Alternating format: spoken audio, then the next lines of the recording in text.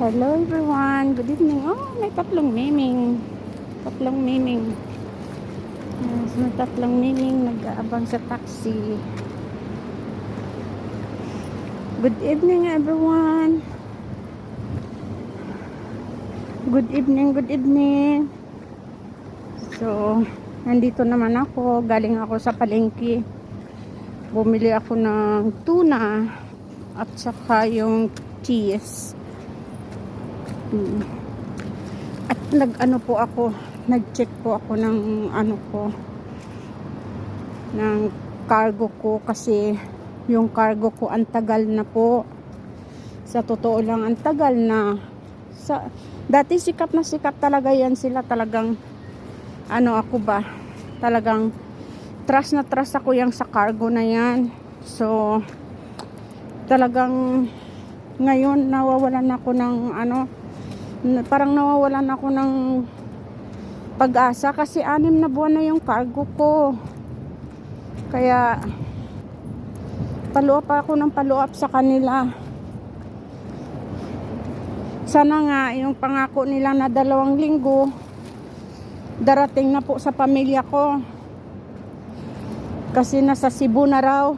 So nasa Cebu na sa nasa Iloilo branch. I-deliver na lang sa Rojas City, Capiz, sa Pontevedra. So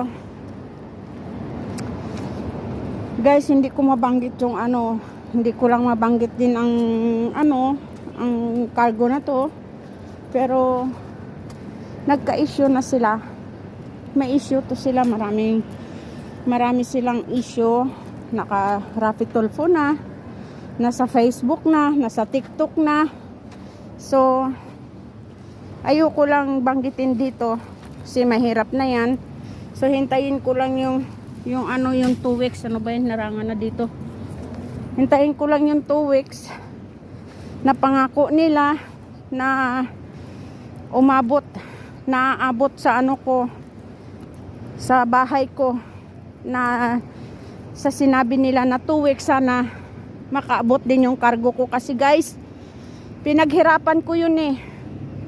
Grabe ang ipon-ipon ko noon every month na makasahod ako. Nag-iipon ako hati-hati. Sa totoo lang, hinahati-hati ko yung sahod ko para makabili ako ng pangkargo ko, para makarating sa pamilya ko. Pero ngayon sa